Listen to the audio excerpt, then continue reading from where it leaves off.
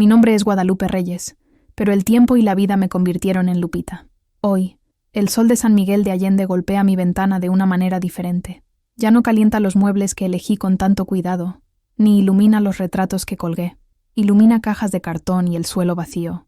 Antes de abrir las compuertas de una vida entera, de contar la historia que se quedó atascada en mi garganta por décadas, les pido un instante de su atención. Si creen que toda historia, por más simple o dolorosa que sea, merece ser escuchada, consideren suscribirse a este canal. Es una forma de decirle al mundo que voces como la mía, voces que por tanto tiempo fueron silenciadas, importan. Ahora vengan, siéntense aquí conmigo en este suelo frío, pues es todo lo que me queda, y escuchen. A los 65 años, quedé embarazada del hombre equivocado, y cuando la verdad, esa impía señora, decidió finalmente aparecer, perdí todo lo que tenía. La escena que selló mi destino no tuvo gritos, no tuvo platos rotos, tuvo apenas el silencio cortante de un abogado de bigote fino y la mirada de desprecio de dos extraños que llevaban la misma sangre del hombre que amé 2 veces, en 2 vidas diferentes. Eran Javier y Sofía, los hijos legítimos de Rodrigo. Estaban parados en la puerta de la casa donde viví los últimos meses, la casa que él me dio como una disculpa tardía, un vendaje para una herida de casi 50 años. «Señora Reyes», dijo el abogado, con una voz lisa como piedra de río, «el plazo se terminó. La propiedad pertenece legalmente a los herederos del señor Rodrigo Velasco. Pedimos que desocupe el inmueble pacíficamente». No respondí. Mis ojos estaban fijos en Sofía. Era una mujer de unos 40 años, elegante, con el cabello recogido en un moño perfecto y un vestido caro que parecía fuera de lugar en mi cocina modesta. Su rostro era una máscara de repulsión contenida. Miraba mi vientre, un volumen discreto pero innegable bajo mi vestido sencillo, como si mirara algo monstruoso. «Esto es una vergüenza», siseó, lo suficientemente bajo para que solo yo escuchara. Una vieja intentando dar el golpe, usando un embarazo, si es que eso es real, para robar lo que es nuestro por derecho. Javier, su hermano, era más pragmático.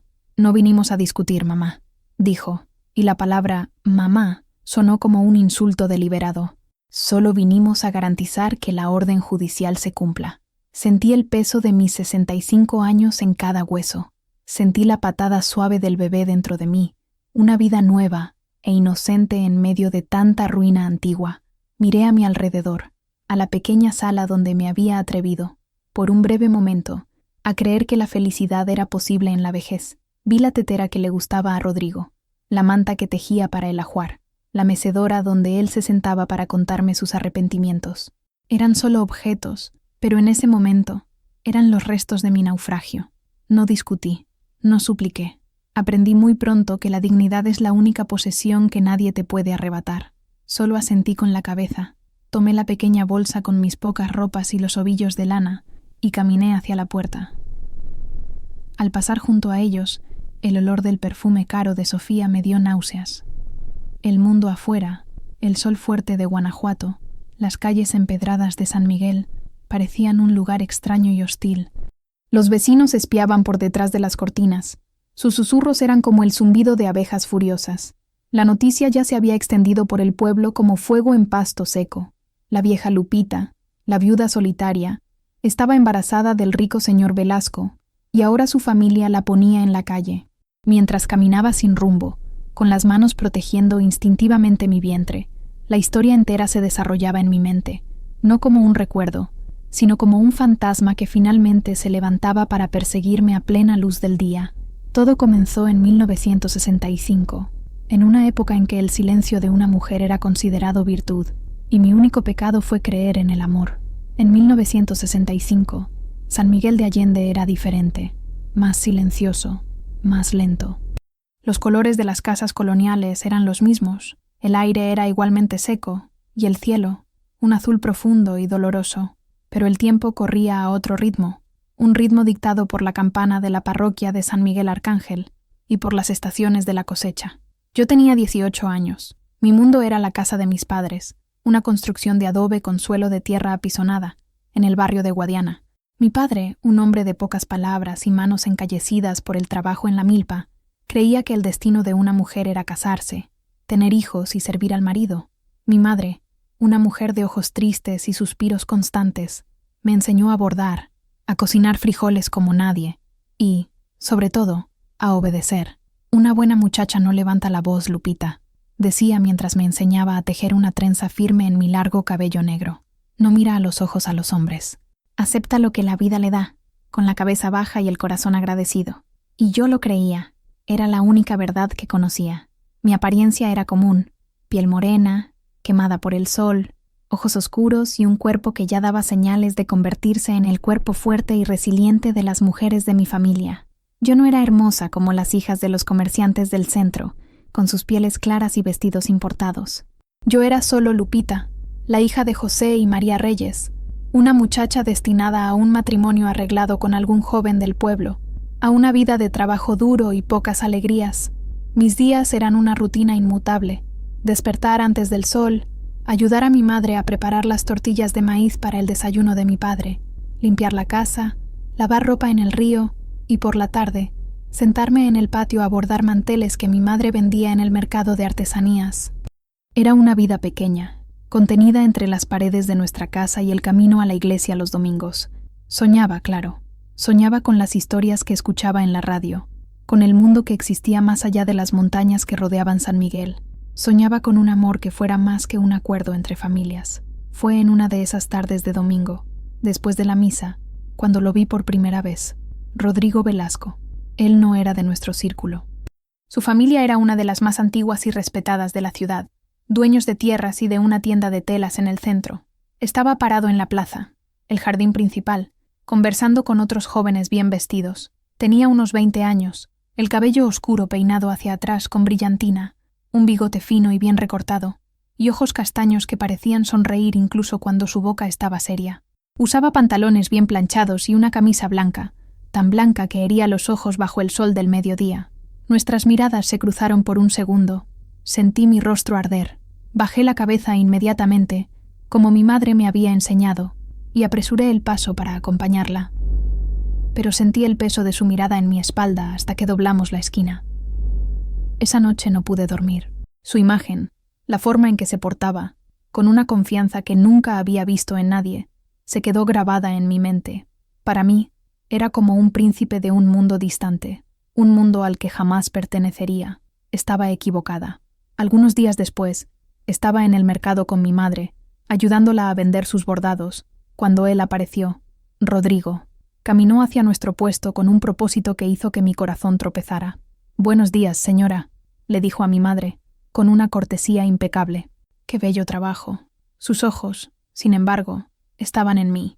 Mi madre, impresionada y un poco intimidada por la presencia de un Velasco, agradeció con la cabeza, dándome un codazo para que no me quedara parada como una estatua. «Mi madre está buscando nuevos manteles para la casa», continuó él, «la excusa más barata que he oído.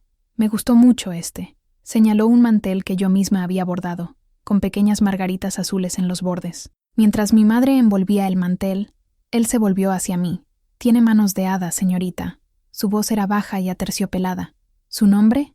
«Guadalupe», susurré, sin valor para mirarlo a los ojos. «Guadalupe», repitió él, saboreando la palabra.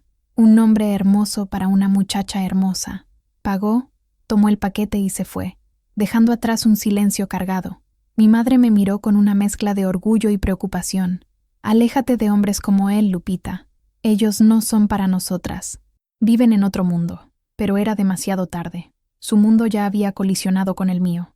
Rodrigo comenzó a aparecer en los lugares donde sabía que yo estaría. A la salida de misa, en el mercado, cerca del río donde lavaba ropa con otras mujeres. Nunca se acercaba cuando estaba con mis padres. Era sutil. Un gesto con la cabeza, una sonrisa discreta. Y luego, notas, pequeños trozos de papel doblado, dejados bajo una piedra en el camino, entregados por un mensajero. En ellos, escribía sobre mis ojos, mi sonrisa, sobre cómo era diferente de las otras muchachas. Me invitaba a encontrarlo, en secreto, al atardecer, cerca de la vieja capilla abandonada en la colina. Sabía que estaba mal, sabía que era peligroso. Una muchacha de familia no se encontraba a escondidas con un hombre. Si alguien lo descubría, mi reputación estaría arruinada para siempre. Pero tenía 18 años, y el corazón lleno de sueños que no cabían en mi vida de adobe. Fui. La primera vez, mis piernas temblaban tanto que pensé que no lograría subir la colina. Él me estaba esperando, apoyado en una pared de piedra. El sol poniente pintaba el cielo de naranja y violeta, y su silueta contra la luz me pareció lo más hermoso que jamás había visto. «Viniste», dijo él, su sonrisa desarmándome por completo. «No debería», respondí, con la voz apenas audible. «Lo sé», dijo él, acercándose, «pero me alegra que hayas venido». Nuestros encuentros se convirtieron en el centro de mi universo. En esos momentos robados, yo no era la hija obediente de José y María, era la Lupita de Rodrigo. Él me contaba sus planes, cómo no quería hacerse cargo de los negocios de la familia, su deseo de viajar. Y yo le contaba mis pequeños sueños, el deseo de aprender a leer y escribir mejor, de ver el mar. Él me escuchaba con una atención que nadie nunca me había dedicado. Me besó por primera vez bajo un árbol de jacaranda, con las flores violetas cayendo a nuestro alrededor como lluvia. Fue un beso suave, vacilante, y para mí fue la promesa de un futuro. «Me casaré contigo, Lupita», susurró contra mi cabello. «Sé que mi familia no lo aprobará al principio. Tienen otros planes para mí, pero los convenceré. Serás mi esposa. Saldremos de esta ciudad. Construiremos nuestra propia vida». Creí cada palabra. ¿Cómo no creerle?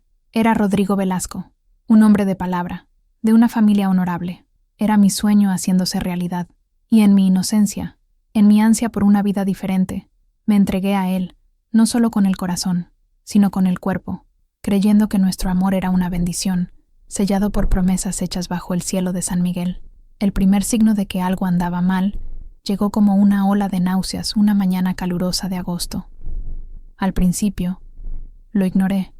Lo atribuí al calor, a algo que comí, pero las náuseas continuaron, y un cansancio pesado se instaló en mis huesos. Luego, llegó la ausencia. El ciclo de la luna, que siempre había sido puntual como la campana de la iglesia, falló. El miedo, un bicho frío y ponzoñoso, comenzó a anidarse en el fondo de mi estómago. Conocía los hechos de la vida, claro, pero de esa manera vaga y avergonzada que las madres de aquella época nos enseñaban. Lo suficiente para saber que lo que estaba ocurriendo dentro de mí era la consecuencia de nuestros encuentros en la colina. Una vida estaba comenzando, una vida que nos uniría para siempre, pensaba yo. La alegría se mezclaba con el pánico. Iba a tener un hijo de Rodrigo, el hombre que amaba. Seríamos una familia. Su promesa de matrimonio se convertiría en una necesidad, en una urgencia. Su familia tendría que aceptarlo. No habría otra opción. Con esa certeza ingenua, programé un encuentro con él. La nota era urgente, más que las otras. Nos encontramos en nuestro lugar de siempre. El sol ya se estaba ocultando, y la luz tibia no lograba calentar el frío que sentía por dentro. Llegó un poco tarde, lo cual era inusual, y parecía distraído. «¿Qué pasa, Lupita?» Tu nota parecía asustada. Respiré hondo, buscando valor en el aire enrarecido de la colina. «Rodrigo, vamos a tener un hijo». Las palabras quedaron suspendidas entre nosotros. Su sonrisa desapareció. Me miró, y por primera vez no vi amor o ternura en sus ojos. Vi algo que no supe identificar en ese momento, pero que hoy sé que era pavor. Dio un paso atrás, pasándose la mano por el cabello. «¿Estás segura?», preguntó, con la voz tensa. «Sí, ya han pasado casi 2 meses». No dijo nada por mucho tiempo. Solo caminaba de un lado a otro, como un animal enjaulado. Su silencio era más aterrador que esperaba que me abrazara, que me dijera que todo estaría bien, que él lo resolvería todo, pero seguía en silencio. «Rodrigo, di algo», supliqué, con las lágrimas empezando a asomar. «Lo prometiste. Dijiste que te casarías conmigo». Se detuvo, y finalmente me enfrentó. Su rostro estaba pálido. «Lupita, esto lo complica todo. Mi familia, mi padre acaba de cerrar un acuerdo, un compromiso, con la hija de un socio suyo, de la Ciudad de México. Es importante para los negocios». El suelo pareció desaparecer bajo mis pies. «¿Un compromiso? Pero ¿y nosotros? ¿Y tu promesa?» Iba a encontrar la forma. Iba a hablar con mi padre, pero no ahora, no así, dijo él, alzando la voz, lleno de pánico. Un escándalo ahora lo arruinaría todo. Me arruinaría a mí, a mi familia. ¿Y a mí? Mi voz era un susurro roto. ¿Y a nuestro hijo? ¿No somos nosotros tu familia? Escucha, dijo él sujetando mis brazos con una fuerza que me asustó. Nadie puede saberlo. ¿Entiendes? Nadie. Dame tiempo. Necesito pensar. Necesito encontrar una solución. Me prometió que encontraría una salida. Me pidió que confiara en él, que guardara silencio por un tiempo más. Y yo, ciega de amor y miedo, acepté. Volví a casa esa noche con el corazón hecho pedazos, pero aún con una chispa de esperanza. Era Rodrigo Velasco. Él encontraría la forma. No me abandonaría. La esperanza duró poco. Las notas dejaron de llegar. Intenté buscarlo en la ciudad, pero parecía haber desaparecido. Los días se convirtieron en semanas, y mi vientre, aunque discretamente, empezaba a cambiar la forma de mi cuerpo. El secreto se estaba volviendo demasiado pesado para cargarlo sola. La verdad no vino de mí, vino de un susurro. Una vecina que me vio sintiéndome mal en el patio. Una tía que notó mi rostro más redondeado y la palidez constante. El chisme en San Miguel era más rápido que el viento y más cruel que la sequía. En poco tiempo, el pueblo entero sabía, o creía saber, de mi vergüenza. Mi madre fue la primera en confrontarme. No gritó. Su dolor era silencioso, lo cual era mucho peor. Me acorraló en la cocina, sus ojos llenos de una decepción tan profunda que sentí como si me estuviera ahogando. ¿Es verdad, Guadalupe?, preguntó con la voz temblorosa. No pude responder, solo lloré, un llanto silencioso que sacudía todo mi cuerpo. Era mi confesión. Cuando mi padre se enteró, la casa tembló. Él, que rara vez alzaba la voz, gritó palabras que me marcaron como hierro ardiente. «¡Deshonrada! Trajiste la vergüenza a mi casa. ¿Quién es el padre?» Tartamudeando, entre sollozos, dije su nombre. Rodrigo Velasco. Mi padre se rió. Una risa amarga, sin alegría. ¿Un Velasco? ¿Crees que soy idiota? Un hombre como él jamás miraría a alguien como tú. Te perdiste con algún vago y ahora quieres culpar a un hombre rico para salvarte. Esa misma noche fue a casa de los Velasco. No sé exactamente qué se dijo. Mi padre nunca me contó los detalles. Volvió horas después, un hombre derrotado. Su rostro estaba ceniciento, sus hombros encorvados. Solo me miró con un desprecio helado. Lo negó todo, dijo mi padre, con voz hueca. Dijo que apenas te conoce. Su padre amenazó con llamar a la policía, con acusarnos de extorsión. Dijo que la hija de un campesino está intentando aprovecharse del nombre de su familia. Fue el golpe final. Rodrigo no solo me abandonó, me borró. Me convirtió en una mentirosa, en una interesada. La humillación fue pública y abrumadora. Mi padre me prohibió salir de casa. Mi madre lloraba por los rincones. Los pocos parientes que nos visitaban dejaron de venir. Nos convertimos en parias. En la misa del domingo, la gente abría paso para que mi madre pasara, pero era como si abrieran paso a una leprosa. Los susurros me seguían, me apuñalaban por la espalda. Perdida, sin vergüenza, pobre de la familia. La familia Velasco, para proteger su reputación, actuó rápido. Difundieron el rumor de que yo era una muchacha de vida fácil, que intentaba dar un golpe, y el pueblo, siempre listo para creer lo peor, especialmente cuando lo peor viene de los pobres, lo creyó.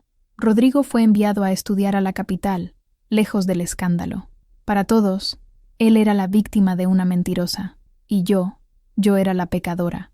Mi padre, en un arranque de rabia y desesperación, casi me echa de casa. Fue mi madre quien lo detuvo, suplicando: «Es nuestra hija, José». ¿A dónde iría? Me quedé, pero me convertí en una sombra dentro de mi propia casa. Cargué mi embarazo como una sentencia. Cada día, mi vientre crecía, un recordatorio visible de mi falla. Aprendí allí, en esos meses de silencio y aislamiento, lo que era cargar una culpa que no era mía. Aprendí lo que era ser mujer en un mundo que no perdona, que juzga, que condena sin escuchar. Ya no había sueños, no había más amor, había solo supervivencia, un día a la vez, y la pequeña vida dentro de mí, la única testigo inocente de la verdad. Mateo nació una noche de abril, durante una tormenta que parecía querer lavar el polvo y la tristeza del mundo. El parto fue en casa, asistido por una partera y por mi madre. Mi padre se quedó afuera, fumando un cigarrillo tras otro, incapaz de enfrentar el resultado de mi vergüenza. Cuando la partera puso ese paquetito caliente y lloroso en mis brazos, algo dentro de mí cambió. Todo el miedo, toda la humillación, todo el resentimiento parecieron disolverse ante ese rostrito arrugado y esos ojos oscuros, tan parecidos a los de Rodrigo. En ese momento, él no era el símbolo de mi error, era mi hijo, mi Mateo, y juré, en silencio, que él nunca sentiría la vergüenza que yo sentí. Lo protegería con mi vida. Criar a un hijo sola en San Miguel, en los años 60, siendo una madre soltera, era como escalar una montaña de vidrio. El estigma nos acompañaba a todas partes. A los otros niños se les prohibía jugar con Mateo. Las madres jalaban a sus hijos cuando pasábamos por la calle. En el mercado, las vendedoras me atendían al final, con un aire de desaprobación. Mi padre, aunque nunca dijo que me perdonaba, se ablandó con la llegada del nieto. A veces, lo sorprendía mirando a Mateo con una ternura disfrazada, pero la vergüenza seguía allí, como una nube oscura sobre nuestra casa. Para ayudar con los gastos, empecé a trabajar fuera. Hacía limpieza en las casas de las familias ricas del centro, lavaba y planchaba ropa ajena. Eran trabajos duros, de sol a sol, que me dejaban con el cuerpo molido al final del día. Dejaba a Mateo con mi madre. Volvía a casa exhausta, pero lo primero que hacía era tomarlo en brazos, sentir su olor, asegurarme de que estuviera bien. Él era mi fuerza, mi propósito. Por él, aguantaba las miradas de lástima, los comentarios malintencionados, la soledad. Hubo un día, en particular, que nunca olvidé. Mateo debía tener unos 5 años. Lo llevé conmigo a la iglesia. Estábamos sentados al fondo, como siempre. Durante el sermón, el padre habló sobre el pecado y la redención, sobre la importancia de la Sagrada Familia. Mateo, con su vocecita inocente, preguntó demasiado alto: «Mamá, ¿por qué yo no tengo un papá como el niño Jesús?». El silencio en la iglesia fue total. Todas las miradas se volvieron hacia nosotros. Sentí mi rostro arder, las lágrimas amenazando con caer. Tomé a Mateo de la mano, me levanté y salí de la iglesia, con el corazón latiendo descontrolado. Afuera, en la plaza, me arrodillé frente a él. «Hijo mío», dije, intentando mantener la voz firme. Algunos papás necesitan viajar muy, muy lejos para trabajar, pero eso no importa. Lo que importa es que te amo más que a nada en este mundo. Yo soy tu mamá y tu papá. Nosotros somos nuestra familia, y nuestra familia es fuerte. Me abrazó con sus bracitos, y lloré. Lloré por su dolor, por el mío, por la injusticia. Pero en ese abrazo, también encontré la fuerza para seguir. Éramos una familia de 2, y eso bastaba. Trabajaría el doble, el triple si fuera necesario, para que nada le faltara. No tendría el apellido de un padre, pero tendría la dignidad que el dinero no compra, y el amor incondicional de una madre que haría cualquier cosa por él. La infancia de Mateo fue un tapiz tejido con hilos de dificultad y amor. Creció rápido, un niño inquieto y observador. Tenía los ojos del padre, pero la resiliencia de la madre.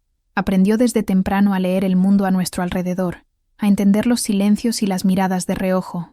Sabía que éramos diferentes, aunque yo nunca hubiera usado palabras duras para explicar el porqué. Cuando comenzó la escuela, el miedo volvió a perseguirme. Temía que los otros niños lo maltrataran, que lo llamaran bastardo, una palabra cruel que yo misma oí susurrar más de una vez. Y sucedió. Un día, volvió a casa con el uniforme empolvado y un rasguño en la cara. No lloró, solo se sentó a la mesa de la cocina, con la mirada baja. «¿Qué pasó, hijo mío?», pregunté con el corazón apretado. «Dijeron que no tengo padre», dijo él con voz pequeña. «Dijeron que tú eres una... No pudo terminar la frase. Me senté a su lado, atraje su cabeza a mi regazo y acaricié su cabello. «Escucha, Mateo, la gente a veces es cruel porque no entiende. Lo que dicen no es la verdad. La verdad es que eres el niño más amado del mundo. La verdad está aquí, dentro de esta casa, entre nosotros 2. Lo que dicen allá afuera es solo ruido. Necesitas ser más fuerte que su ruido». A partir de ese día, le enseñé a defenderse, no con los puños, sino con la inteligencia y la indiferencia. «Tu mejor respuesta es tu éxito, Mateo. Estudia, sé el mejor alumno de la clase, muéstrales quién eres, no de quién vienes». Y me escuchó. Se sumergió en los libros como si fueran un refugio. Se convirtió en un alumno brillante, siempre el primero de la clase. Los maestros lo adoraban. Poco a poco, el respeto comenzó a sustituir al escarnio. Conquistó su propio espacio, su propia identidad, que ya no estaba atada a mi historia. Él era Mateo Reyes, el niño inteligente, el que siempre sabía las respuestas. Cuando preguntaba sobre el padre, y preguntaba, principalmente en la adolescencia, cuando la ausencia se volvía más palpable, yo era honesta, hasta cierto punto. Decía: «Tu padre era un hombre al que amé mucho, pero era joven y tuvo miedo. Tomó una decisión equivocada, hijo mío, pero su decisión no te define. Tú eres mi mejor elección». Nunca dije el nombre de Rodrigo. ¿Para qué? ¿Para que creciera con odio en el corazón? ¿Para que buscara a un hombre que lo había rechazado incluso antes de nacer? No. Quería que Mateo fuera libre del pasado, que construyera su futuro sobre la base sólida de mi amor y de su propio mérito. La vida continuó. Mis padres envejecieron y se fueron, uno tras otro. Me quedé sola con Mateo en la casa de adobe. Se convirtió en un joven alto y fuerte, un hombre de pocas palabras pero de un corazón inmenso. Cuidaba de mí, me ayudaba con el trabajo. Era mi compañero, mi orgullo. Éramos un equipo. El mundo afuera podía ser cruel, pero dentro de nuestras paredes había paz, había amor, había todo lo que importaba. La herida dejada por Rodrigo nunca cicatrizó completamente, pero se convirtió en una parte de mí, un recuerdo distante de un dolor que me hizo más fuerte y me dio el regalo más grande de mi vida, mi hijo. Los años son como un río. Al principio, sientes cada piedra, cada curva, cada corriente. Después, el flujo se vuelve constante, y cuando te das cuenta, han pasado décadas y estás muy lejos de la orilla donde empezaste. Mateo terminó la preparatoria con las mejores notas de la ciudad. Recibió una beca para estudiar ingeniería en Querétaro. El día en que partió fue uno de los más difíciles y, al mismo tiempo, uno de los más orgullosos de mi vida. Nuestra despedida en la terminal de autobuses fue breve. Él no era un hombre de grandes demostraciones de afecto, pero el abrazo que me dio fue fuerte, lleno de gratitud y promesas silenciosas. Llamaré todos los domingos, mamá, y te enviaré dinero en cuanto empiece a trabajar. No te preocupes por mí, hijo mío, dije, arreglando el cuello de su camisa. Solo estudia, conviértete en alguien, cumple tus sueños. Los míos ya se cumplieron en ti. Vi partir el autobús, llevándose a mi niño, mi mundo entero, lejos. La casa de adobe me pareció demasiado grande y vacía cuando regresé. El silencio era ensordecedor. Por primera vez en más de 20 años, estaba verdaderamente sola. La soledad me obligó a reinventarme. Continué con mis limpiezas, pero también empecé a cocinar para vender. Mis tamales y mi mole se hicieron famosos en el barrio. Junté dinero, poco a poco. Reformé la casa, pinté las paredes, planté un pequeño jardín con flores coloridas en el patio. Creé una rutina para mí. Despertaba temprano, cuidaba mis plantas, cocinaba, entregaba los pedidos y por la noche escuchaba la radio o intentaba leer los libros que Mateo me dejaba. El tiempo me envejeció. Hilos de plata aparecieron en mi cabello. Luego se apoderaron de él por completo. Arrugas se formaron alrededor de mis ojos y de mi boca. Mapas de mis tristezas y de mis sonrisas. Me convertí en una figura conocida en San Miguel. Ya no la madre soltera, la deshonrada. Ahora era doña Lupita, la señora que hacía los mejores tamales de la región, la mujer trabajadora y discreta que crió a un hijo ejemplar. El respeto, ese que me fue negado en mi juventud, lo conquisté con mis propias manos, con el sudor de mi frente. Mateo se graduó, consiguió un buen empleo en la capital, cumplió su promesa, llamaba todos los domingos y me enviaba dinero, aunque yo le dijera que no lo necesitaba. Venía a visitarme en los días festivos, traía regalos, me contaba de su vida, de sus proyectos. Se convirtió en el hombre que siempre supe que sería, bueno, honesto, trabajador. Encontré una paz frágil, una aceptación serena de mi vida. La historia con Rodrigo estaba enterrada, bajo llave en un rincón oscuro de mi memoria. Rara vez pensaba en él. Cuando lo hacía, era sin rabia, sin dolor. Era como pensar en una persona que murió hace mucho tiempo. Su vida, supe por los chismes que nunca mueren en los pueblos pequeños, siguió el curso que su familia planeó. Se casó con la muchacha rica, tuvo 2 hijos, se hizo cargo de los negocios familiares, se convirtió en el respetado señor Rodrigo Velasco. Nuestros mundos nunca volvieron a cruzarse. Creía que mi historia ya estaba escrita, que el resto de mis días sería una repetición tranquila de los anteriores. Estaba equivocada. La vida aún me reservaba una última y cruel vuelta de tuerca. El fantasma de mi pasado solo estaba esperando el momento adecuado para volver y cobrar una deuda que yo ni siquiera sabía que existía. La noticia llegó como todas las noticias importantes en San Miguel, en el puesto de verduras del mercado. Estaba eligiendo tomates cuando escuché a 2 señoras susurrando. ¿Supiste de la esposa del señor Velasco?, dijo una. Cáncer. Fue muy rápido. El entierro fue ayer. Pobre Rodrigo, dijo la otra. Ahora quedó viudo y solo. Dicen que su salud tampoco anda nada bien. El nombre Rodrigo sonó extraño en mis oídos después de tanto tiempo. Sentí una punzada en el pecho, una mezcla de sentimientos que no supe nombrar. Pagué mis tomates y fui a casa, intentando alejar esos pensamientos. No era asunto mío. Su vida ya no me concernía, pero San Miguel es un pañuelo. Unas semanas después, regresaba de la iglesia cuando pasé frente a la farmacia, y allí estaba él, sentado en un banco de la plaza, solo. Casi no lo reconocí. El cabello, antes oscuro y abundante, era ahora escaso y completamente blanco. Estaba mucho más delgado, con los hombros encorvados. El rostro, arrugado y marcado por la enfermedad y el luto, había perdido toda la arrogancia de la juventud. Usaba un bastón que apoyaba entre sus rodillas. Levantó la cabeza y nuestras miradas se cruzaron. 47 años. 47 años habían pasado desde la última vez que nos vimos. En ese instante, el tiempo pareció colapsar. Vi al joven de 20 años y al anciano de casi 70 en el mismo rostro. Él me reconoció. Vi un brillo de sorpresa, de vergüenza, tal vez incluso de miedo en sus ojos. Mi primer instinto fue desviar la mirada y seguir mi camino, ignorarlo, como él me ignoró durante toda una vida. Pero algo me hizo detenerme, tal vez la curiosidad, tal vez una compasión no deseada por ese hombre que parecía tan frágil y derrotado. Nos quedamos allí, a unos metros de distancia, mirándonos en silencio por un largo momento. El ruido de la plaza, los niños corriendo, las campanas de la iglesia, la música de un vendedor ambulante, desapareció. Era como si estuviéramos solos, suspendidos en el tiempo. Fue él quien rompió el silencio. Intentó levantarse, apoyándose con fuerza en el bastón. Dio un paso vacilante en mi dirección. «¿Guadalupe?», dijo con la voz ronca y débil, muy diferente de la voz aterciopelada que yo guardaba en la memoria. «Señor Velasco», respondí, con voz formal y fría. «Por favor, no me llames así», pidió él. «¿Ha pasado tanto tiempo?» «Sí», dije sin emoción. «Ha pasado». Parecía querer decir algo más, pero las palabras no salían.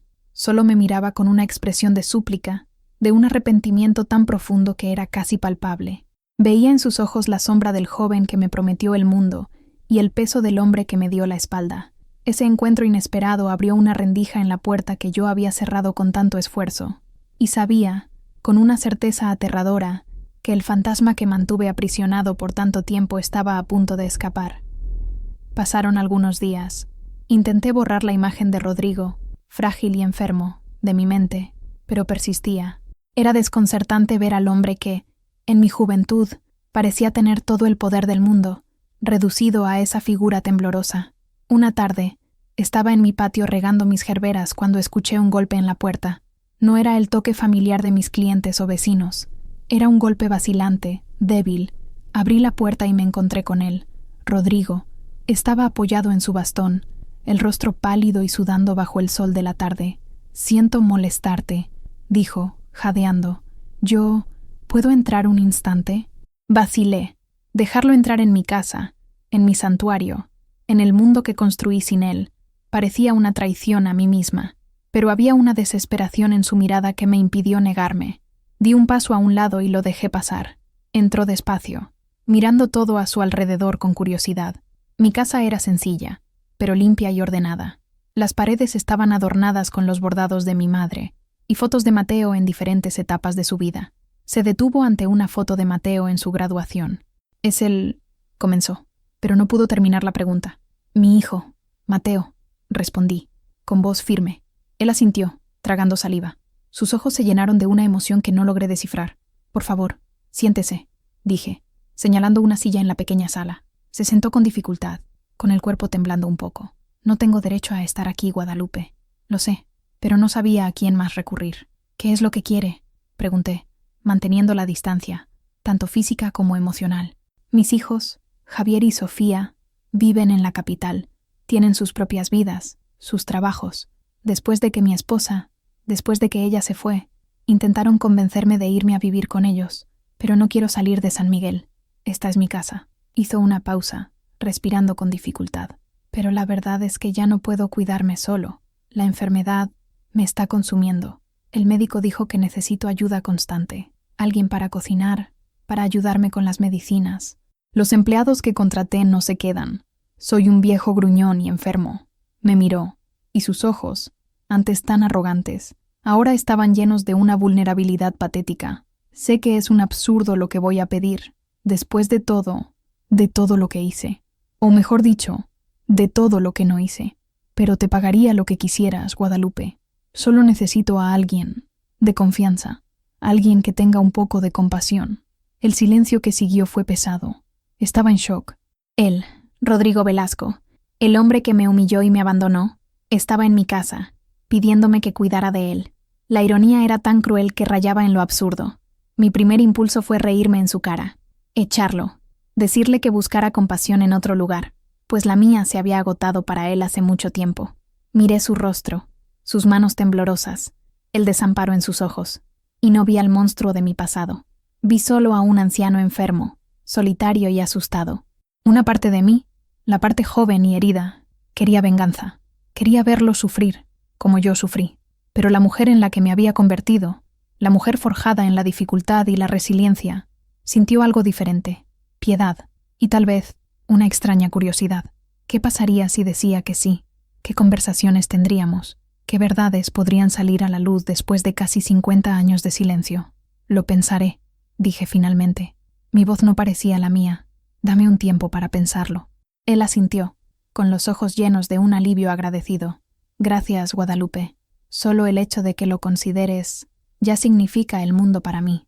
Después de que se fue, me quedé sentada en mi sala por horas, viendo la tarde convertirse en noche. Su petición había desenterrado el pasado de una manera que nuestro encuentro en la plaza no lo había hecho. Me estaba pidiendo que entrara en su vida, y eso significaba dejarlo entrar en la mía. Era un riesgo enorme. Pero una parte de mí sentía que, tal vez, fuera la única manera de cerrar finalmente ese capítulo de mi vida, de entender, de perdonar, o tal vez de simplemente seguir adelante, con todas las cuentas finalmente saldadas. Decidí aceptar. La decisión no fue fácil. Llamé a Mateo y le conté la situación, omitiendo, claro, la identidad del viejo señor enfermo. Mateo, siempre práctico, me apoyó. Si paga bien, mamá, y el trabajo no es demasiado pesado, ¿por qué no? Un dinero extra siempre es bienvenido, pero no dejes que abuse de tu buena voluntad. Al día siguiente, fui a casa de Rodrigo. Era una de las casas grandes y antiguas del centro, con un patio interno lleno de plantas y una fuente. La casa estaba empolvada, descuidada. Era un reflejo de su dueño. Empecé a trabajar para él. Mis tareas eran simples: preparar comidas ligeras, asegurarme de que tomara sus medicinas a tiempo, hacer una limpieza básica y, sobre todo, hacerle compañía. Sus hijos, Javier y Sofía, llamaban de vez en cuando. Eran educados, pero distantes. Para ellos, yo era solo la señora que cuida a papá. No tenían idea de quién era yo. Al principio, nuestras conversaciones eran formales, sobre el clima, la comida, las noticias del periódico. Rodrigo era cauteloso, como si caminara sobre cáscaras de huevo, y yo mantenía una barrera invisible a mi alrededor. Pero, poco a poco, con la convivencia diaria, las defensas empezaron a desmoronarse. Empezó a hablar del pasado, no directamente del nuestro, sino de su vida. Contó sobre la presión de su padre para que asumiera los negocios, sobre el matrimonio infeliz con una mujer a la que nunca amó, sobre el arrepentimiento de no haber tenido el valor de seguir sus propios sueños. «Viví la vida que esperaban de mí, Lupita», me dijo una tarde, mientras tomábamos té en el patio. «Hice todo bien a los ojos del mundo. Me casé bien, tuve hijos, aumenté la fortuna de la familia, pero nunca fui feliz. Fui un cobarde». La palabra cobarde quedó flotando en el aire. Era la primera vez que se acercaba a nuestro tema prohibido. No respondí. Seguí tejiendo una pequeña manta, un hábito que me calmaba. «¿Me odias, verdad?», preguntó él con voz baja. Levanté los ojos de mi tejido y lo miré. «El odio es una carga muy pesada para llevar por tanto tiempo, Rodrigo. No te odio, pero tampoco te he perdonado. Yo simplemente te olvidé. Tuve que hacerlo para sobrevivir». Él asintió, aceptando la dura verdad de mis palabras. «Yo nunca me olvidé de ti», confesó. «En todos estos años me preguntaba qué habría sido de ti, si estabas bien, si el bebé se llama Mateo». Lo interrumpí, con voz firme. «Y es un hombre bueno. Lo crié sola, y es lo mejor que me ha pasado en la vida». Las lágrimas corrieron por el rostro arrugado de Rodrigo. Eran lágrimas silenciosas, de un hombre que sabía que no tenía derecho a llorar. «Lo siento mucho, Guadalupe. Esa palabra es tan pequeña, tan inútil ahora, pero es todo lo que tengo. Lo siento mucho. Era un muchacho estúpido, aterrorizado por mi padre. Lo que hice fue imperdonable. He vivido con esa vergüenza toda mi vida». Su confesión no borró el dolor, no deshizo los años de lucha y humillación, pero abrió algo en mí, una puerta, a una compasión que no sabía que poseía. Empecé a verlo, no como el hombre que arruinó mi juventud, sino como un ser humano fallido, lleno de arrepentimientos, que estaba al final de su vida intentando hacer las paces con sus fantasmas. Nuestra relación cambió, se convirtió en algo más complejo. Estaba el recuerdo del amor joven, la cicatriz de la traición y, ahora, una frágil amistad forjada en el crepúsculo de la vida. Cuidar de él se convirtió en algo más que un trabajo. Se convirtió en un acto de cierre, una forma de reescribir el final de nuestra historia. Una noche, tuvo una fiebre alta.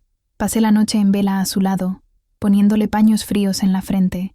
Deliraba, llamando mi nombre, pidiendo perdón.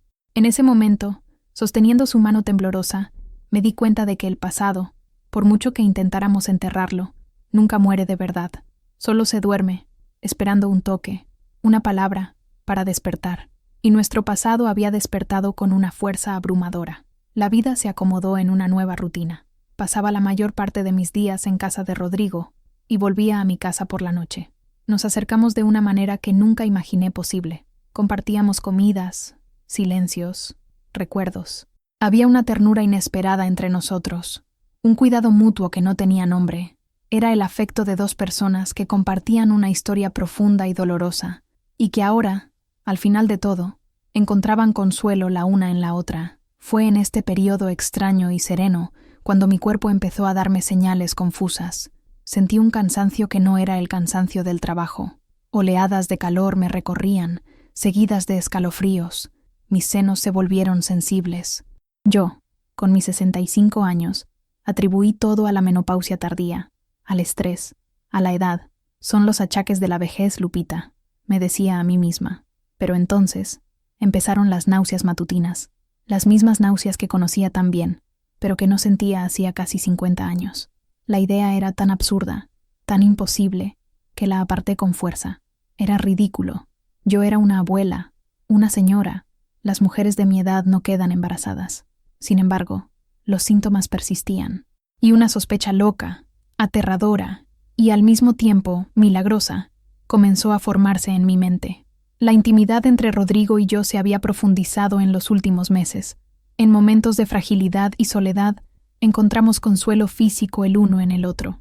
No era la pasión arrebatadora de la juventud, sino algo más tranquilo, una necesidad de conexión, de afirmar la vida ante la proximidad de la muerte.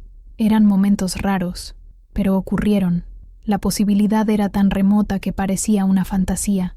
Pero mi cuerpo no mentía. Finalmente, vencida por la duda, fui al médico en la ciudad vecina de Dolores Hidalgo, donde nadie me conocía. Me senté en el consultorio del doctor Martínez, un señor de gafas gruesas, y describí mis síntomas, sintiéndome como una tonta. Me escuchó pacientemente, tomó algunas notas. Probablemente sea un desequilibrio hormonal, común a su edad, doña Lupita, pero vamos a hacer algunos análisis para estar seguros. Un examen de sangre, una ecografía. Volví una semana después por los resultados. El doctor Martínez me miraba por encima de sus gafas con una expresión de total incredulidad.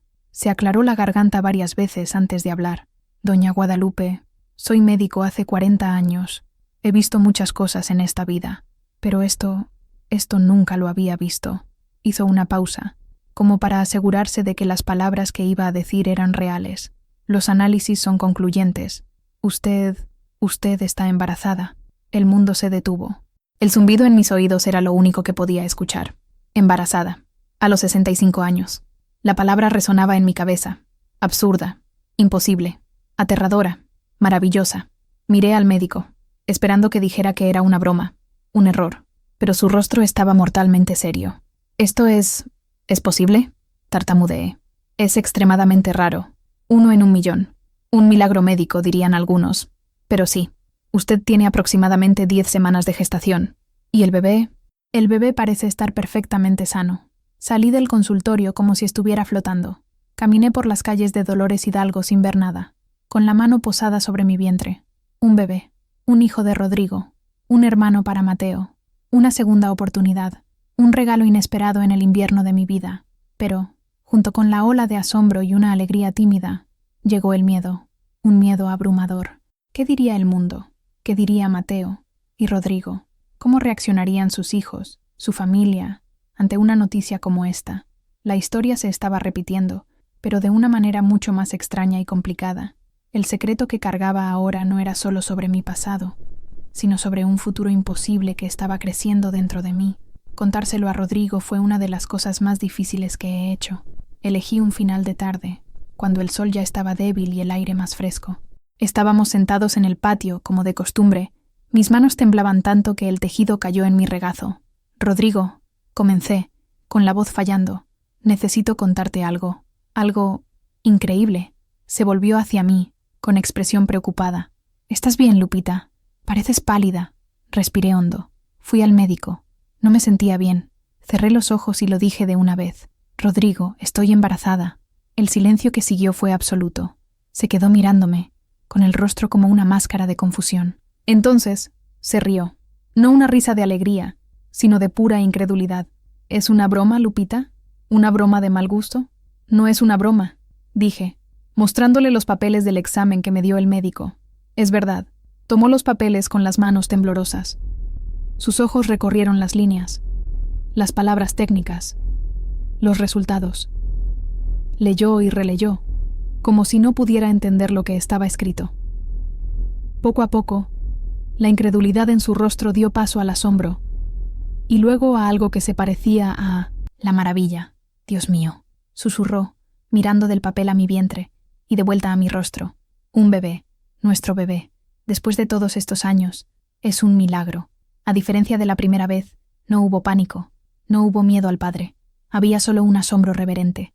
Se levantó, caminó hacia mí y se arrodilló con dificultad al lado de mi silla. Puso la mano sobre mi vientre, su mano arrugada sobre la tela de mi vestido. Sus ojos se llenaron de lágrimas.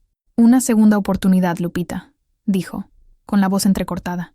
La vida, Dios, nos está dando una segunda oportunidad, para hacer todo bien esta vez. En ese momento, una ola de alivio y esperanza me inundó. Tal vez, solo tal vez, todo estaría bien. Tendríamos este hijo juntos. Envejeceríamos cuidando de él. Seríamos una familia, finalmente. Pero nuestra burbuja de asombro y felicidad duró poco. La noticia, por mucho que intentáramos mantenerla en secreto, escapó. Tal vez la enfermera del consultorio lo comentó con alguien. Tal vez la vecina de Rodrigo, la señora Fuentes, siempre curiosa, unió las piezas. Mis náuseas, mi palidez, mi presencia constante en la casa. En una ciudad como San Miguel, un secreto como este tiene la vida útil de una mariposa. Comenzó como un rumor susurrado en el mercado. ¿Oíste hablar de la vieja Lupita? Dicen que está embarazada. La noticia era tan absurda que, al principio, fue tratada como una broma, un chisme loco. Pero los rumores ganaron fuerza, se extendieron, y pronto toda la ciudad hablaba del milagro o de la vergüenza, dependiendo de quién contara. Inevitablemente, la noticia llegó a los oídos de quienes más temíamos, Javier y Sofía, los hijos de Rodrigo. La llamada de Javier llegó un martes por la noche. Fue Rodrigo quien respondió. Yo estaba en la cocina, pero pude escuchar la voz del hijo, alta y furiosa, al otro lado de la línea. La conversación fue corta y violenta. Cuando Rodrigo colgó el teléfono, estaba blanco como la cera. Lo saben, dijo con voz apenas audible. Vienen para acá, mañana. El miedo que no vi en sus ojos cuando le conté la noticia, ahora estaba allí, estampado en su rostro. Ya no era el miedo de un joven hacia su padre, sino el miedo de un padre anciano y enfermo hacia sus hijos. La guerra estaba a punto de comenzar, y yo, una vez más, estaba en el centro del huracán. Javier y Sofía llegaron a la mañana siguiente. No vinieron en el auto modesto que usaban en sus visitas esporádicas. Vinieron en un auto grande, negro y caro, que parecía una bestia de mal agüero estacionada en nuestra calle estrecha. Entraron a la casa sin llamar, con expresión dura y ojos fríos. Sofía, con su vestido impecable y aire de superioridad, fue la primera en hablar. Me ignoró por completo, como si yo fuera un mueble, y se dirigió a su padre. «Papá, ¿qué locura es esta? ¿Qué está pasando aquí? La ciudad entera se burla de nosotros. Dicen que usted, a su edad, con su condición, y esta mujer, finalmente se volvió hacia mí, con el desprecio evidente en su mirada, que esta mujer está embarazada de usted. Diga que es una mentira, un chisme de pueblo. Rodrigo, sentado en su sillón, parecía haberse encogido. No es una mentira, Sofía. Es verdad. Guadalupe está esperando un hijo mío. La reacción fue inmediata y violenta. Javier, que hasta entonces había estado en silencio, explotó. ¿Verdad? ¿Ha perdido el juicio? Usted está senil, gritó. Esto es imposible. Es una estafadora, una vieja interesada que se está aprovechando de su enfermedad, de su soledad, para robarle. Javier, contrólate. Intentó intervenir Rodrigo, pero su voz era débil, sin autoridad. No me voy a controlar, continuó Javier, señalándome con el dedo. Esta mujer, ¿quién es ella? Apareció de la nada, se infiltró en su vida, y ahora viene con esta historia absurda de embarazo. Seguro que armó todo esto para poner las manos en la herencia. El bebé ni siquiera debe ser suyo. La acusación me golpeó como un puñetazo. ¿Cómo se atreve?, dije, mi voz saliendo más fuerte de lo que esperaba. Yo cuido a su padre porque él me lo pidió, porque necesitaba ayuda. No quiero nada de ustedes. ¿No quieres nada? Sofía se rió, una risa cínica. Claro que quieres. Las mujeres como tú siempre quieren algo. La pobreza es una enfermedad, y ustedes hacen todo para curarse. ¿Qué hiciste? Inseminación artificial con un donante cualquiera, y ahora quieres decir que el hijo es de mi padre. Vamos a exigir una prueba de ADN. No es necesario. La voz de Rodrigo sonó sorprendentemente firme. El hijo es mío, y hay algo que ustedes no saben, algo que deberían saber. Respiró hondo. Guadalupe y yo tenemos una historia antigua. Y entonces, por primera vez en casi 50 años, Rodrigo contó la verdad. Contó sobre nuestro amor en la juventud, sobre el primer embarazo, sobre cómo él, por cobardía, negó al hijo y me abandonó. Les dijo que tenían un medio hermano mayor, Mateo. Javier y Sofía escucharon la historia en silencio, sus rostros pasando de la rabia a la incredulidad, y luego a una repulsión aún mayor. No vieron la confesión de un padre arrepentido. Vieron la confirmación de sus peores sospechas. Así que es eso, dijo Javier, con voz gélida. Esta historia es aún más sórdida de lo que pensaba. No es una estafadora reciente, es una estafadora de larga data, y ahora volvió para terminar el trabajo. Se volvió hacia mí. No lo vas a lograr. No vamos a permitir que destruyas el nombre de nuestra familia con tus escándalos. Ni tú, ni tu hijo bastardo, ni ese otro que cargas. La palabra bastardo me hizo ver rojo. Era la misma palabra que usaron para herir a Mateo, la misma arma que ahora apuntaban a mi hijo aún no nacido. Salgan de esta casa, dije con voz baja y temblorosa de rabia. Fuera. Esta no es tu casa, replicó Sofía. Es la casa de nuestro padre, y nos vamos a asegurar de que salgas de ella lo más pronto posible. Se dieron la vuelta y se fueron, cerrando la puerta con fuerza. Rodrigo estaba devastado, llorando silenciosamente en su sillón. Yo me quedé parada en medio de la sala, con la mano en el vientre, sintiendo al bebé moverse. La paz que habíamos encontrado estaba destruida. La guerra había sido declarada, y sabía que no descansarían hasta aniquilarme. La campaña de Javier y Sofía fue rápida, metódica y cruel. No usaron la violencia física. Sus armas eran más sofisticadas y, en cierto modo, más devastadoras. La ley, el dinero y la opinión pública. Primero, empezaron a difundir su versión de la historia por la ciudad. Contrataron a un abogado de la capital, un hombre de habla suave y ojos de tiburón, que empezó a filtrar información a las personas adecuadas. La narrativa era simple y eficaz. Yo era una aprovechadora sin escrúpulos, la amante rechazada de la juventud que volvió en la vejez para vengarse y robar a una familia de bien. La historia del embarazo a los 65 años era la prueba de mi locura y de mi desesperación. Decían que había hipnotizado a su padre, que estaba senil y vulnerable. Las mismas personas que antes susurraban sobre el milagro, ahora susurraban sobre el golpe. Las miradas en la calle cambiaron. La admiración curiosa fue sustituida por la desconfianza y el desprecio. La doña Lupita trabajadora y honesta desapareció. En su lugar, resurgió la Lupita perdida y sinvergüenza de mi juventud, ahora con el agravante de ser vieja y codiciosa. Enseguida, empezaron a aislarme. Llamaron a mis pocos clientes de tamales, insinuando que yo no era una persona de confianza, que tal vez mi comida no estaba limpia. Los pedidos dejaron de llegar. La pequeña fuente de ingresos que me daba independencia se secó. La presión sobre Rodrigo era implacable. Javier y Sofía se turnaban.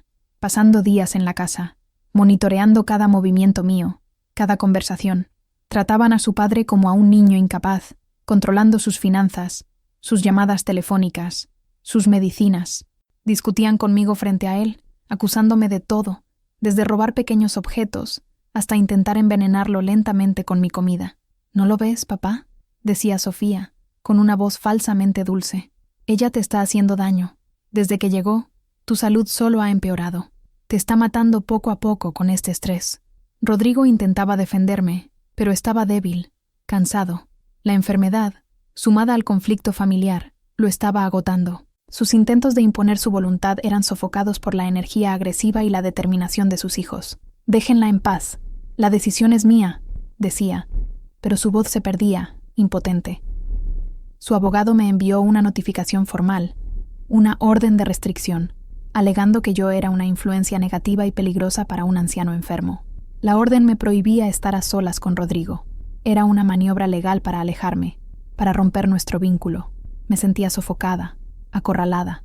La casa, que por un breve periodo pareció un refugio, se convirtió en una prisión. Yo era una intrusa, vigilada a cada paso. Lo peor era ver el sufrimiento de Rodrigo, su incapacidad para protegernos a mí y a nuestro futuro hijo. Estaba atrapado entre el arrepentimiento del pasado y la tiranía del presente, un rey viejo y depuesto en su propio castillo. Una noche, logré hablar con él a solas por unos minutos, mientras Javier y Sofía salían a cenar. «Huye, Lupita», susurró, apretando mi mano con fuerza. «Toma el dinero que guardé en el escritorio y vete de San Miguel. Comienza una nueva vida en otro lugar, lejos de ellos.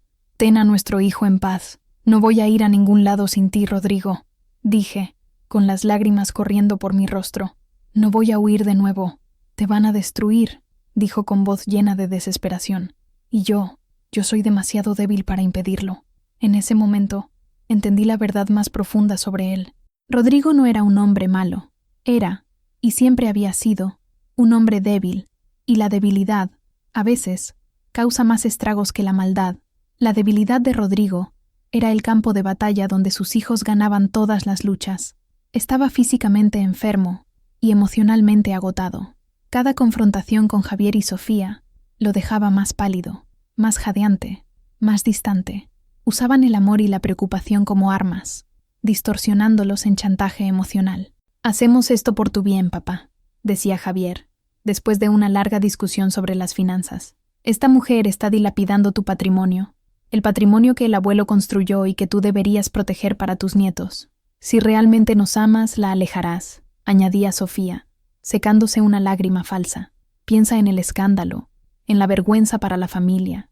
Piensa en tus nietos en la escuela, teniendo que escuchar que su abuelo enloqueció en la vejez». Lo bombardearon con estas manipulaciones día y noche, y Rodrigo, un hombre que pasó toda su vida inclinándose ante las expectativas de la familia y de la sociedad, ya no tenía fuerzas para resistir. La culpa que sentía hacia mí se mezclaba con la culpa que sentía hacia sus hijos, y estaba paralizado. La casa que me había dado se convirtió en el principal foco del ataque. Rodrigo, en un gesto de reparación, me había transferido la escritura de una pequeña casa que poseía en las afueras de la ciudad.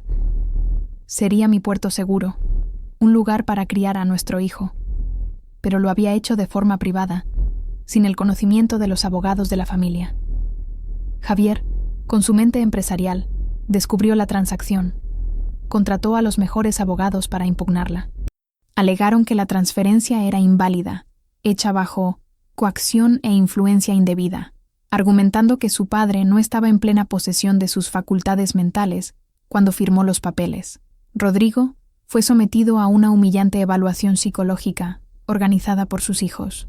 El médico, claramente un amigo de la familia, produjo un informe ambiguo, hablando de confusión mental y vulnerabilidad emocional, consistentes con su edad y condición médica. Veía la desesperación en los ojos de Rodrigo. Sabía lo que estaba pasando, pero se sentía impotente. A veces, cuando sus hijos no estaban cerca, me pedía perdón. «Me están convirtiendo en un títere, Lupita. Dicen que es por amor, pero es por control, por el dinero». Miraba sus propias manos, como si no las reconociera. Debía haber sido más fuerte, en aquel entonces y ahora. «Te fallé 2 veces». Sus palabras, en lugar de consolarme, solo aumentaban mi sensación de desamparo. No necesitaba su arrepentimiento, necesitaba su fuerza, y la fuerza era lo único que no podía darme. El punto de inflexión ocurrió durante una reunión con los abogados en la sala. Javier y Sofía le presentaron a Rodrigo un documento. Era una revocación de la donación de la casa y un nuevo poder que les daba a ellos el control total sobre todos sus bienes. «Firme, papá», dijo Javier, con voz fría y decidida. «Es la única manera de terminar con este desastre y proteger lo que es nuestro». Rodrigo miró el papel, luego a mí. Sus ojos suplicaban ayuda, una salida, pero yo no podía hacer nada. Yo era la causa del conflicto, el desastre que querían limpiar. «Si no firma», amenazó Sofía, «vamos a ir a la justicia para pedir su interdicción. Vamos a demostrar que usted ya no tiene capacidad para tomar sus propias decisiones. ¿Realmente quiere pasar por esa humillación pública?» Con la mano temblando, bajo la mirada atenta de sus hijos y de los abogados, Rodrigo tomó la pluma y firmó. Cada trazo de su nombre en el papel era como un golpe en mi pecho. En ese momento, no estaba solo firmando un documento. Estaba firmando mi sentencia de desalojo. Estaba, una vez más, eligiendo a la familia, la reputación, la paz cobarde, en lugar de a mí. La historia, con una crueldad poética, se repetía. No me negó con palabras, como la primera vez. Me negó con una firma. Con el poder en sus manos, Javier y Sofía actuaron con la eficiencia de los depredadores. El primer documento oficial que recibí fue una orden de desalojo, fría, impersonal, llena de jerga legal que apenas logré comprender. Me daba 30 días para desocupar la propiedad perteneciente al señor Rodrigo Velasco. La casa que él me había dado, que por un breve periodo llamé mía, ahora era solo una dirección en un papel que me expulsaba. Era una casa modesta, de 2 habitaciones, con un pequeño jardín atrás. Ya había empezado a arreglarla, a soñar con la habitación del bebé, a plantar menta y romero cerca de la cocina. Todas esas pequeñas esperanzas me fueron arrancadas con la llegada de aquel sobre. Intenté hablar con Rodrigo, pero era casi imposible. Sus hijos montaron una guardia cerrada. Contrataron a una enfermera particular, una mujer de rostro severo que seguía sus órdenes al pie de la letra y me trataba con una desconfianza hostil. Mis funciones fueron reducidas a casi nada. Seguía yendo a la casa principal, más por terquedad que por necesidad, pero era tratada como una sombra, una presencia indeseada que pronto sería barrida. En las raras ocasiones en que lograba cruzarme con Rodrigo en el pasillo, él desviaba la mirada, con el rostro consumido por la vergüenza. La enfermedad parecía avanzar más rápido, alimentada por el estrés y la culpa. Adelgazaba a ojos vistas. Su voz era un susurro. La fuerza que reunió para contarme la verdad se había desvanecido por completo. Los 30 días pasaron como un borrón. Pasé la mayor parte del tiempo en mi casa, empacando lo poco que tenía. Ropa, algunos libros, los bordados de mi madre, las fotos de Mateo. Cada objeto que tomaba parecía pesado, cargado con el peso de mi fracaso. La manta de bebé que estaba tejiendo quedó inacabada sobre una silla, un símbolo de mi esperanza interrumpida. Me sentía increíblemente sola. San Miguel se había vuelto en mi contra.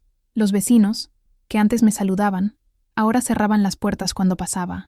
La soledad era un manto frío, y el futuro, un abismo oscuro. ¿A dónde iría? ¿Qué haría? Embarazada, con 65 años, sin dinero y sin techo. La idea de llamar a Mateo me torturaba. ¿Cómo le explicaría este lío? «Hijo mío, ¿recuerdas al padre que nunca existió? Pues bien, reapareció, y estoy embarazada de él otra vez, y ahora su familia me está echando de la casa». Sonaba como el argumento de una radionovela barata e inverosímil. La vergüenza me impedía tomar el teléfono. Yo, que siempre fui su pilar, su fortaleza, ahora me estaba desmoronando. No quería que me viera así. El día final llegó. El día en que Javier y Sofía vinieron con el abogado para asegurarse de que saliera. Cuando cerré la puerta de esa casa por última vez, sentí un agotamiento profundo, uno que venía del alma. Perdí la casa, perdí la poca paz que había encontrado, perdí al hombre que, aun con todos sus fallos, yo había, de cierta forma, amado nuevamente. Perdí la esperanza de una vejez tranquila. Miré la calle, los rostros curiosos en las ventanas, y me sentí como en 1965, una joven de 18 años, sola y juzgada por el mundo. La única diferencia era que, ahora, el peso de toda una vida de luchas estaba sobre mis hombros. Caminé por las calles de San Miguel sin destino. El sol del mediodía era despiadado. Cada paso parecía exigir un esfuerzo tremendo. Las cajas con mis cosas habían sido llevadas por un flete contratado por el abogado de Javier y depositadas en la acera frente a mi antigua casa de adobe, la casa donde crecí, que ahora estaba vacía y pertenecía a otra familia. Me senté en un banco de la plaza, el mismo donde vi a Rodrigo por primera vez después de tantos años. El círculo se cerraba de una manera cruel. No sabía qué hacer. Pensé en rentar una habitación barata, pero ¿con qué dinero? Los ahorros que tenía eran pocos, y tendrían que durar hasta que naciera el bebé, y después. La humillación era un sabor amargo en mi boca. Fue entonces cuando Elena me encontró. Elena era una amiga de la infancia, una de las pocas personas que nunca me dio la espalda, ni en la juventud ni ahora. Viuda como yo, vivía en una casita cerca de la iglesia. Se sentó a mi lado en el banco, poniendo una mano reconfortante en mi hombro. «Me enteré, Lupita», dijo con voz suave. «Todo el pueblo lo sabe. Canallas, eso es lo que son». No pude responder. Solo lloré allí, en público. Un llanto contenido, silencioso, de quien está exhausto de ser fuerte. «Ven», dijo Elena, ayudándome a levantarme. «Te quedarás en mi casa. No es grande, pero tiene una habitación de invitados. No estás sola». Su bondad fue como un bálsamo en mi herida abierta. Esa noche, en casa de Elena, acostada en una cama que no era mía, finalmente tomé el teléfono. Marqué el número de Mateo con los dedos temblorosos. Respondió al segundo timbraje. «Mamá, qué sorpresa. ¿Pasó algo? Nunca llamas a esta hora». «Mateo, hijo mío». Mi voz falló. «Mamá, ¿qué pasa? ¿Estás llorando?» Su tono cambió instantáneamente, llenándose de preocupación. Y entonces se lo conté todo. La historia entera, sin filtros, sin omisiones. Le conté sobre Rodrigo, sobre el pasado, sobre el reencuentro, sobre el embarazo, sobre Javier y Sofía, sobre la casa, sobre el desalojo. Las palabras salieron atropelladas, un torrente de dolor y vergüenza que había mantenido reprimido por demasiado tiempo. Del otro lado de la línea hubo un largo silencio, un silencio tan profundo que pensé que la llamada se había cortado. «Mateo, ¿estás ahí?», susurré. «Estoy», dijo él, con voz extraña, contenida. «Voy a tomar el primer autobús para San Miguel. Llego mañana por la mañana. No te muevas de donde estás. Solo espérame». Colgó. Me quedé con el teléfono en la mano, el corazón latiendo descontroladamente. ¿Cuál sería su reacción? ¿Rabia? ¿Decepción? ¿Asco? Había puesto su mundo de cabeza. El padre que nunca tuvo de repente tenía un nombre, un rostro y una historia sórdida. Y él, un hombre hecho y derecho, estaba a punto de tener un hermano o hermana de una madre de 65 años. La situación era una pesadilla, y temía que, al volver, Mateo ya no me mirara con los mismos ojos. Temía haber perdido no solo la casa, sino también el respeto y el amor de mi hijo. Mateo llegó a la mañana siguiente, como prometió. Lo esperé en el portón de la casa de Elena, ansiosa y aterrada. Cuando lo vi bajar del taxi, mi corazón se hundió. Su rostro estaba serio, con la mandíbula apretada. Parecía más viejo, más duro. Me abrazó, pero fue un abrazo rápido, tenso. Entramos y nos sentamos en la pequeña cocina de Elena, quien discretamente nos dejó solos. Por mucho tiempo, no dijo nada. Solo me miró, una mirada intensa, inquisitiva, que nunca le había visto antes. Entonces, comenzó, con voz baja y controlada. «Su nombre es Rodrigo Velasco». Asentí, incapaz de hablar. «El hombre más rico y respetado de la ciudad», continuó él, con un tono de ironía amarga. «El hombre cuya familia siempre nos miró con desprecio. Ese hombre es mi padre, Mateo. Yo...» Comencé, queriendo explicar, disculparme. «¿Por qué nunca me lo contaste, mamá?», me interrumpió, no con rabia, sino con un dolor profundo en la voz. «¿Por qué me dejaste crecer pensando que era solo un joven asustado?» No era un joven asustado, era un cobarde, un hombre rico y poderoso que abandonó a una muchacha pobre para no ensuciar el nombre de la familia. Y tú me protegiste de él, me protegiste de la verdad. Quería darte una vida libre de ese peso», dije llorando. «No quería que crecieras con odio, quería que fueras tu propio hombre, no el hijo rechazado de alguien». «¿Y qué crees que siento ahora?», preguntó él, levantándose y empezando a caminar por la cocina. «Siento rabia, mamá. Rabia por él, por todo lo que te hizo pasar, y rabia por ti, por haber cargado ese fardo sola por todos estos años. No tenías que haberlo hecho. Éramos un equipo. Debiste haber confiado en mí. Sus palabras me golpearon con fuerza. No estaba decepcionado de mí. Estaba enojado por mí. Estaba herido porque no compartí mi dolor con él. Y ahora, continuó, deteniéndose frente a mí, la historia se repite. Te abandona de nuevo. Deja que sus hijos te humillen, te tiren a la calle. Embarazada. Por el amor de Dios, mamá. Embarazada a los 65 años. Se pasó la mano por el cabello. Un gesto de pura frustración e incredulidad. ¿Y ibas a pasar por esto sola otra vez? No quería ser una carga, Mateo. ¿Una carga? Casi gritó, pero se contuvo. Tú nunca, nunca serías una carga. Eres mi madre. Eres todo lo que tengo.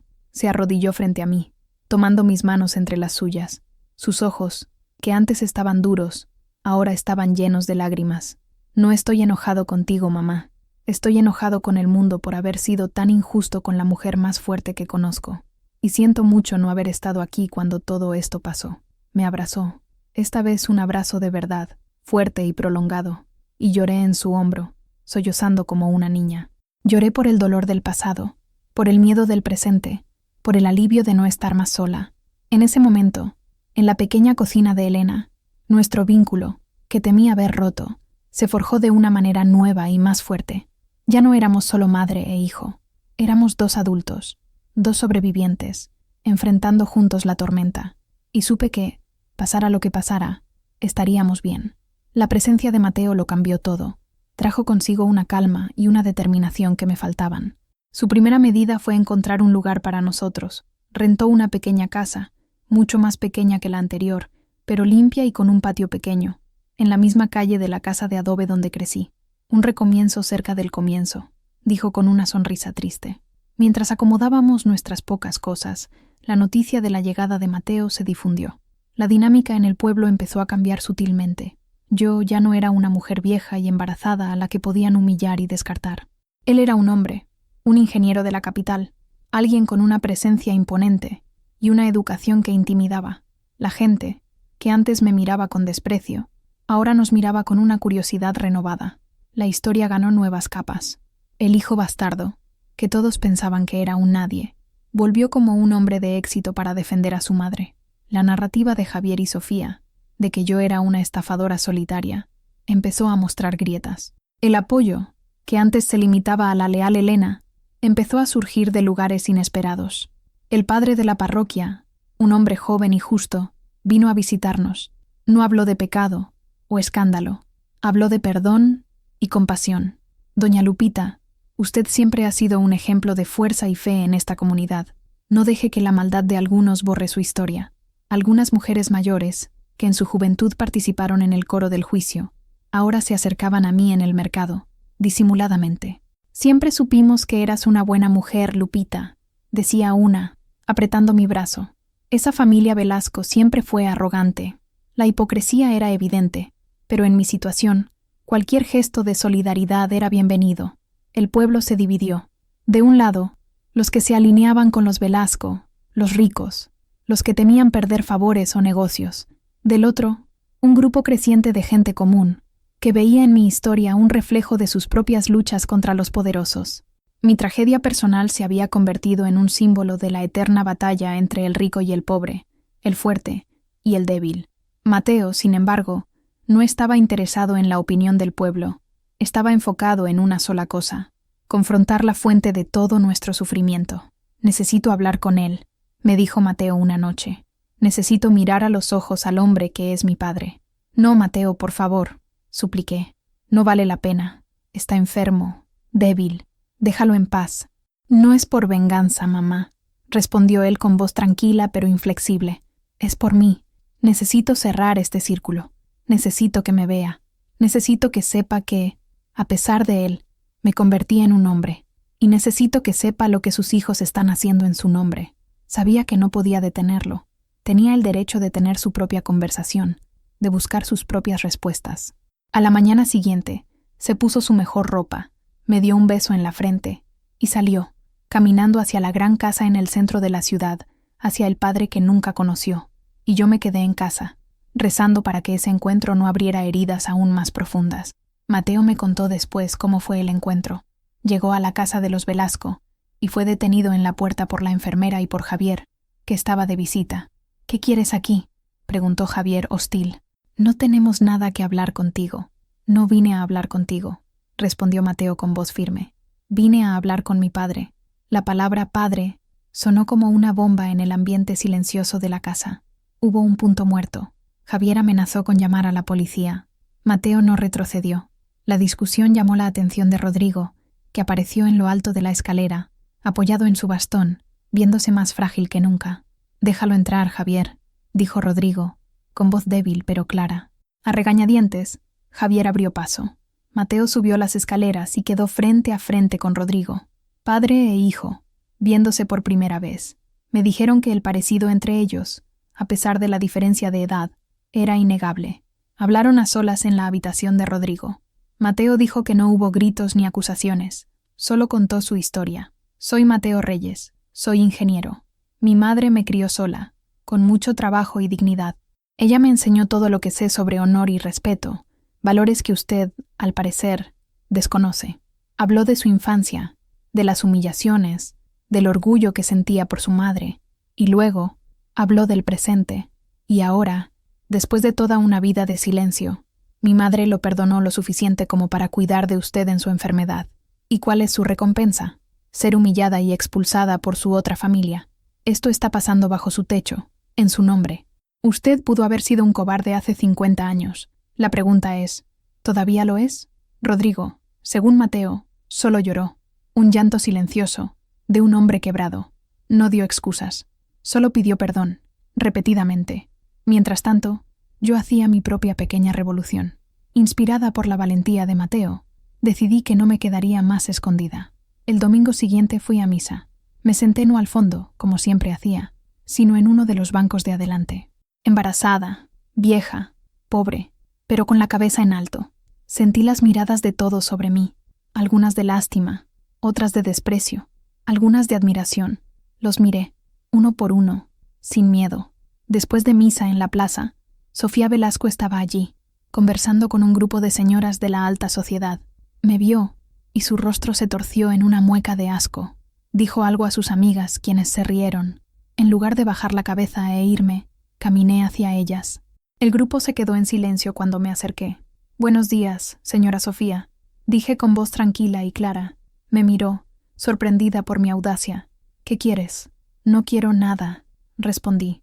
«Solo quería que supiera que puede quitarme mi casa, puede intentar quitarme mi dignidad, pero hay dos cosas que nunca podrá quitarme: el amor de mi hijo y la vida que cargo aquí dentro». Puse la mano sobre mi vientre. Deseo que encuentre un poco de paz en su corazón. Debe ser muy triste vivir con tanta amargura. Me di la vuelta y me fui, dejándola sin palabras, con sus amigas mirándome impactadas. No fue un acto de venganza, fue un acto de autoafirmación. Fue mi voz, finalmente, negándose a ser silenciada. No necesitaba que nadie luchara por mí. Yo podía luchar mis propias batallas, con las únicas armas que me quedaban, la verdad y la dignidad.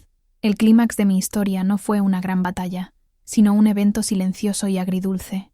Unas semanas después del enfrentamiento de Mateo y de mi pequeña demostración de fuerza en la plaza, recibimos una llamada. Era del hospital. Rodrigo había empeorado súbitamente. Un ataque cardíaco masivo. Mateo y yo fuimos al hospital. Javier y Sofía ya estaban allí, en el pasillo de la unidad de cuidados intensivos, con los rostros pálidos y preocupados. Cuando nos vieron, la hostilidad habitual dio paso a un cansancio exhausto. La inminencia de la muerte tiene ese poder de poner las mezquindades en perspectiva. El médico vino a hablar con la familia. El pronóstico era malo.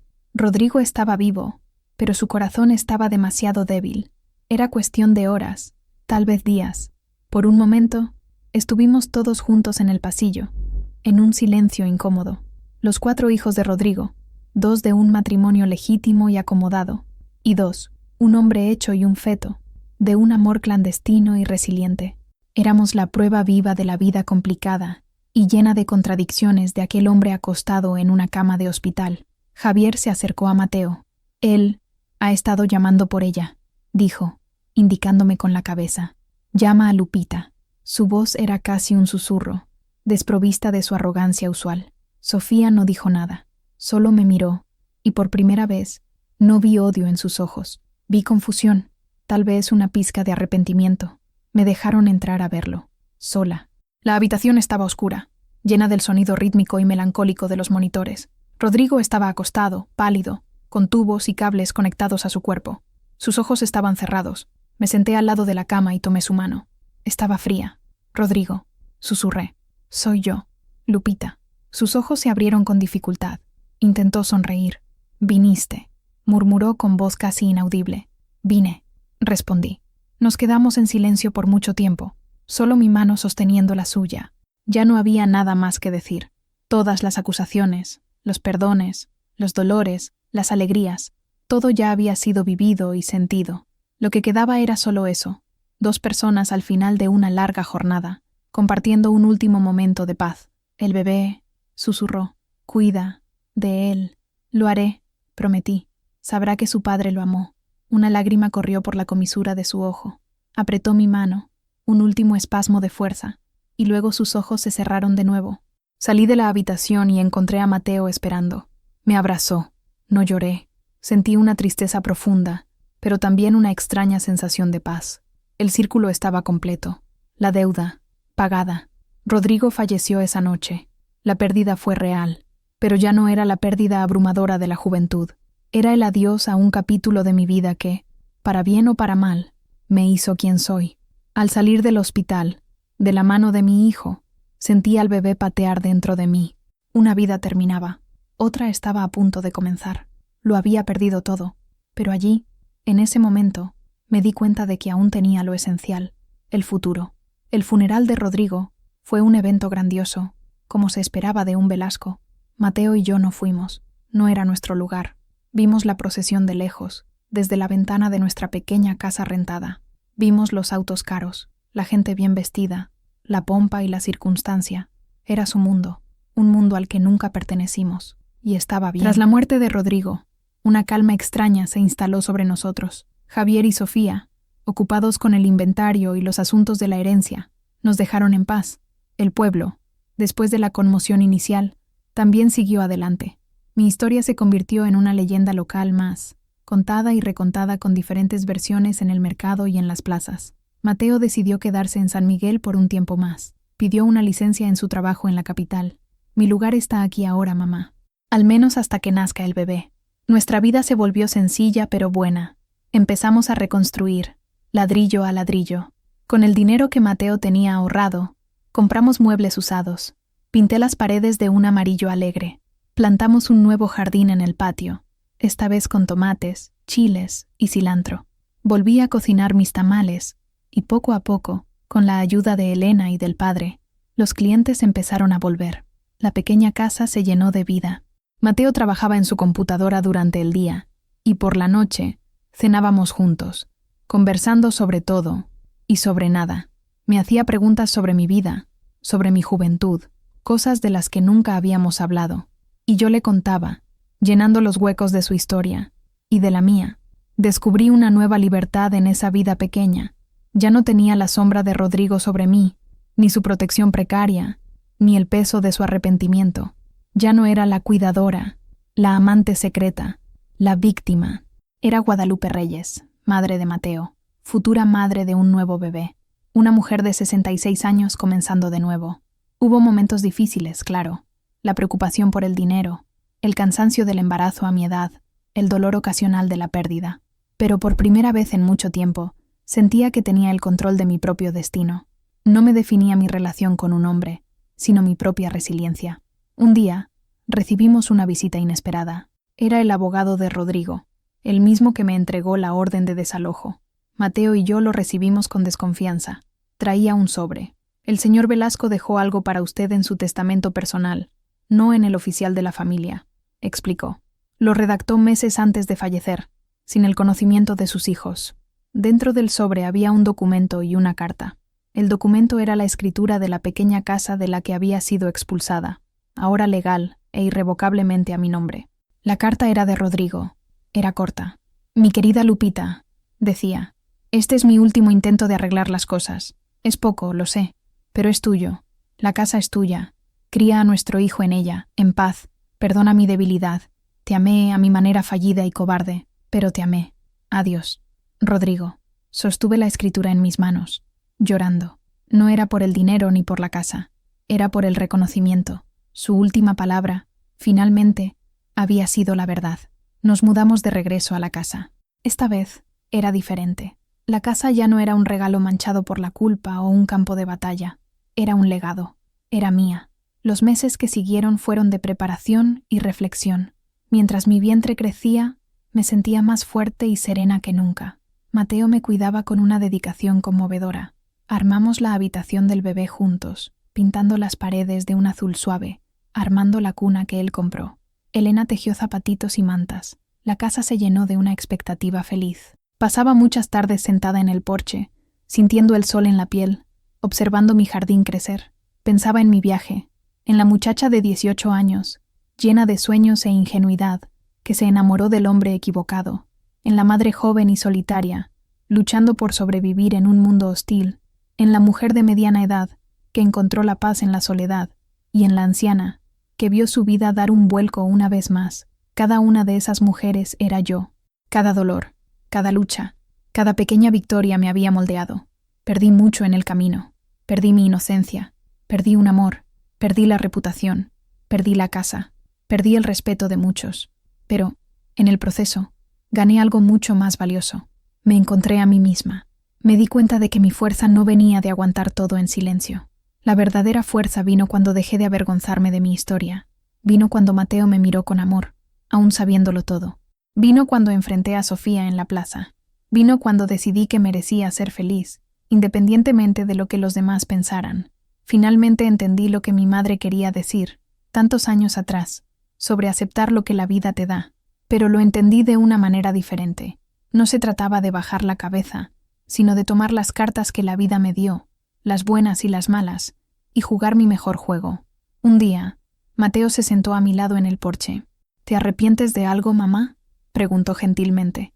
Lo miré a él, mi hijo maravilloso, el regalo más grande de mi vida. Miré mi vientre, donde una nueva vida se preparaba para el mundo. Pensé en Rodrigo, con toda su debilidad y su amor tardío.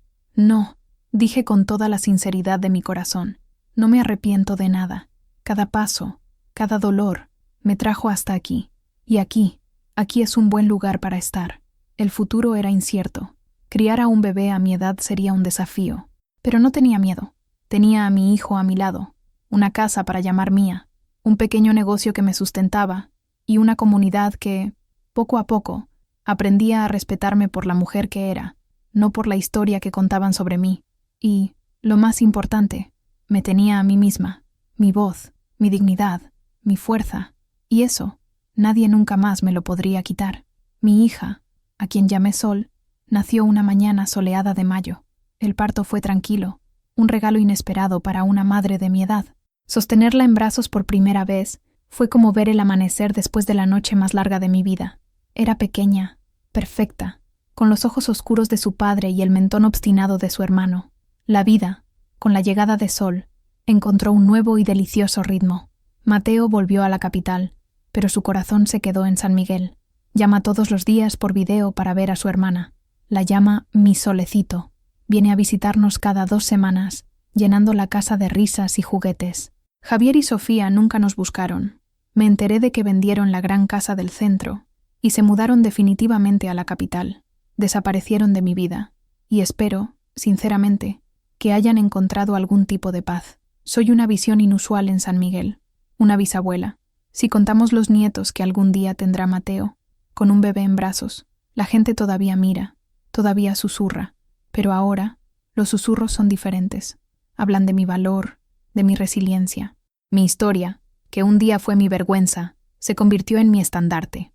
Hoy, sentada en mi mecedora con Sol durmiendo en mi regazo, miro mi vida y veo un círculo completo.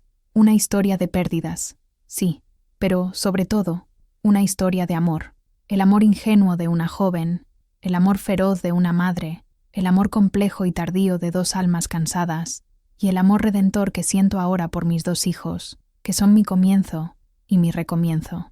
Perdí todo lo que creía que importaba para ganar lo que realmente importa, la libertad de ser quien soy, sin pedir disculpas. Y ahora, Mi historia llega a su fin. Fue la jornada de toda una vida, y agradezco que hayas caminado a mi lado. Así como yo finalmente encontré mi voz para contar lo que viví, espero que tú también sientas el poder de compartir tus propias verdades. Si esta jornada significó algo para ti, si la voz de una anciana de un pequeño pueblo mexicano tocó tu corazón, te pido que dejes un me gusta, un comentario. Y, si aún no lo has hecho, suscríbete al canal, porque cada suscripción, cada comentario, es una forma de decirle al mundo que todas las historias, especialmente aquellas que fueron silenciadas por mucho tiempo, merecen ser escuchadas. Gracias por escucharme.